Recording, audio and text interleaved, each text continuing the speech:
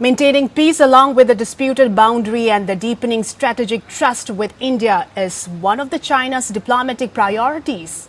The Chinese Foreign Ministry had said that adding Beijing will try to expand shared interests with neighbours in the future.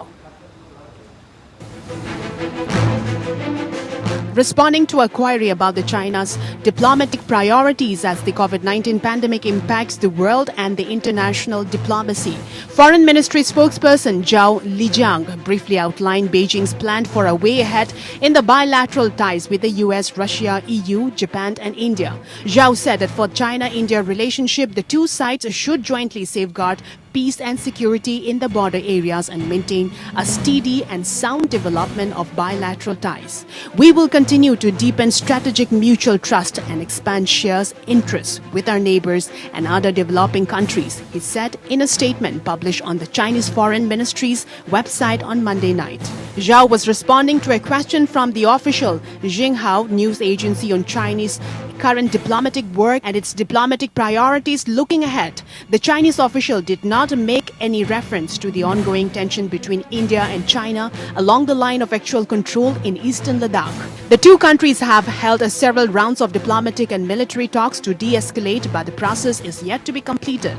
On July 30, India had rejected Chinese contention that disengagement had been completed at most locations along their disputed border and called on Beijing to work sincerely for complete de-escalation and full restorations of peace along the LSC.